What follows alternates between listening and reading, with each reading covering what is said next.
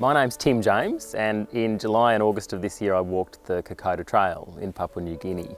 The 120 kilometres that is the Kokoda Trail, following in the footsteps of thousands of young Australian men who walked that trail in defence of their nation, fighting against the Japanese in 1942. So we're here at North Head, and it's a spectacular backdrop, of course, and a really particularly relevant backdrop in any discussion about the defence of Australia and Sydney and the Second World War, because of course it was in this vicinity where the Japanese midget submarines sought to enter Sydney Harbour, and indeed did enter Sydney Harbour. And the Japanese, of course, in terms of ground troops, saw their pathway to Australia as being through Papua New Guinea.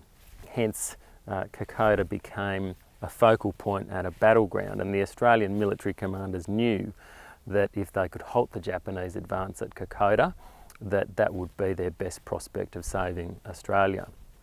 And therefore, Kokoda became an essential theatre of war, and one that meant so very much to the defence of Australia. My interest in Kokoda has been present for many years. I've gotten to know Charlie Lynn, who heads up an organisation called Adventure Kokoda, and he has walked the Kokoda Trail 64 times, which is an extraordinary feat for a bloke who's 67. And Charlie was much of the inspiration for me to want to go to Kokoda. He has always described it as an extraordinary leadership laboratory, and thinks that it really brings out the very best in people.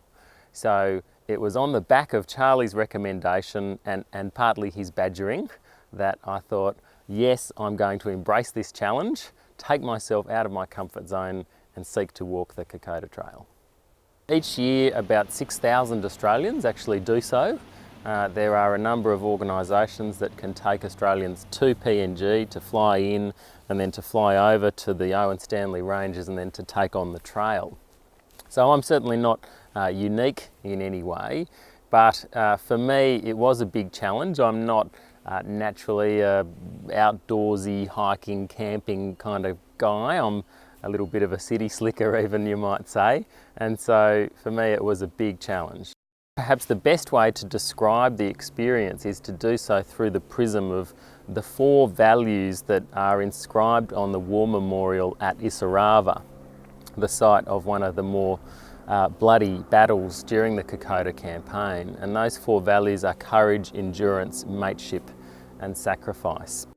So let's talk about courage, and first and foremost the courage of the Australian soldiers. Now, they were militiamen. They were not professional soldiers. A lot of them were young farmers and labourers and workers, and our professional soldiers at the time were engaged in the Middle East or Europe or otherwise. And so these young blokes were sent over to Papua New Guinea, to the very challenging environment that is the Owen Stanley Ranges, to fight against the Japanese. The Japanese were marching south, of course. They'd come through the Philippines. They saw it as their right and their destiny to win the Pacific and the Asian region, and indeed they had made great advances and they were headed towards Australia. So the courage of these young men, who initially were outnumbered about 6 to 1 and who were fighting professional Japanese soldiers who were well resourced, well prepared, they were battle ready, and these young Australians who had never seen war before found themselves in the most horrendous of conditions and circumstances. And it was of course aided when some professional Australian soldiers were able to return from the Middle East to join those young militiamen from Australia, and it was perhaps at that point our forces were well enough placed indeed to defeat the Japanese. So really the battle for Kokoda was the battle that would determine whether Australia would be actively invaded by the Japanese forces. The Kokoda Trail is an unforgiving trail. It's about 120 kilometres in length, very steep inclines, very steep declines. a lot of ridges, a lot of valleys, a lot of creeks and rivers. It's wet. Kokoda is in the tropics. There's mosquitoes and leeches and all of those sorts of elements to battle with, aside from obviously having Japanese soldiers shooting at you and trying to kill you. So to get across that trail, you've got to be fit and strong and healthy and bloody determined. And certainly those young Australian soldiers were just that. So the training was really very extensive. You can't just, in the ordinary course, head to PNG and walk the Kokoda Trail. You really do need to be prepared. So I spent about 4 to 5 months walking, trekking, going to the gym. Then in terms of being otherwise prepared with the gear, you've got to have the right boots, are really important. I couldn't believe that I spent $360 on boots. At the end of 10 days, I was thankful for every cent that had been spent on those boots. Mateship, look, one can only imagine the bonds, the incredible bonds of mateship that were forged among those young Australian men over there.